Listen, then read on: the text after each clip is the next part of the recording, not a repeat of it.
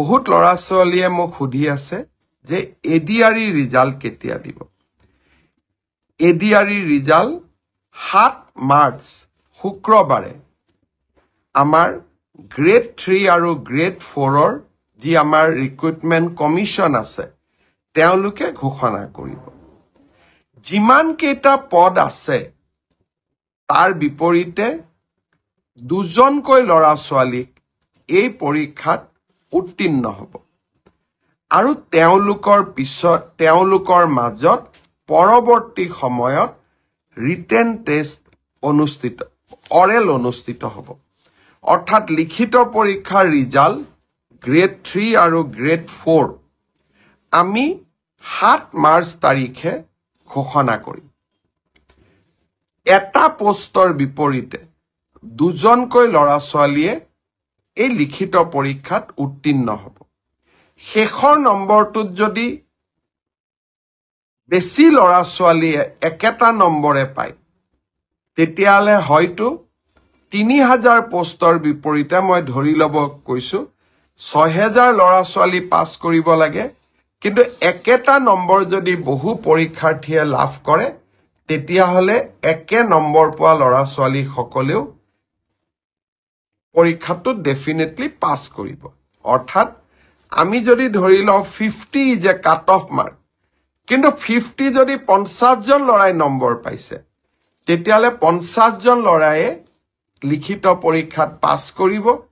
গতিকে 1:2 বুলি কলেও 1:2 একেবাৰে গ্ৰামাটিক্যাল সেন্সত নহব হয়তো দুজন চাৰিজন লৰা ছোৱালীয়ে বেছিকৈ পাছ কৰিব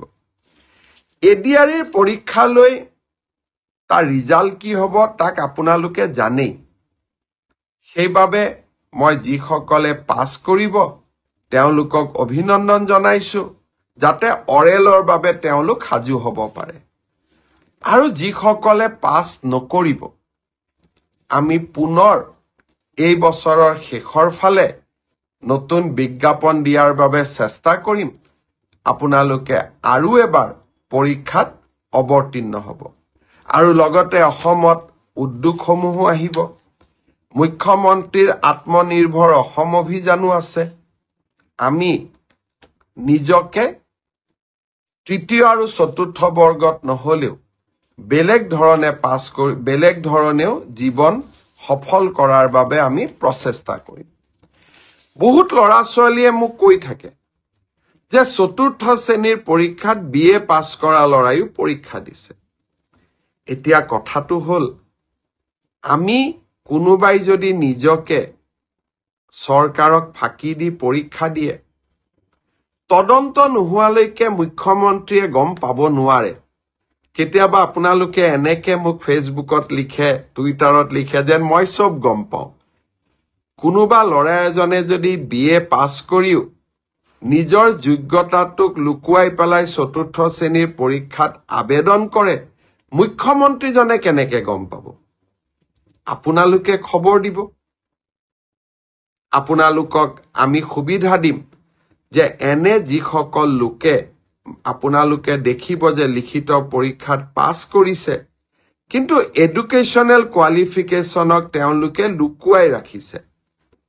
আমি সুবিধা দিম আপোনালোকক অভিযোগ দিয়াৰ বাবে যাতে অৰেল পৰীক্ষা হোৱাৰ আগতে বা মৌখিক পৰীক্ষা হোৱাৰ আগতে আমি আপোনালোকৰ অভিযোগবোৰ নিৰ্দিষ্ট ইউনিভাৰ্চিটি লগত কথা পাতি আপোনালোকৰ অভিযোগবোৰ যাতে আমি নিষ্পত্তি কৰিব পাৰো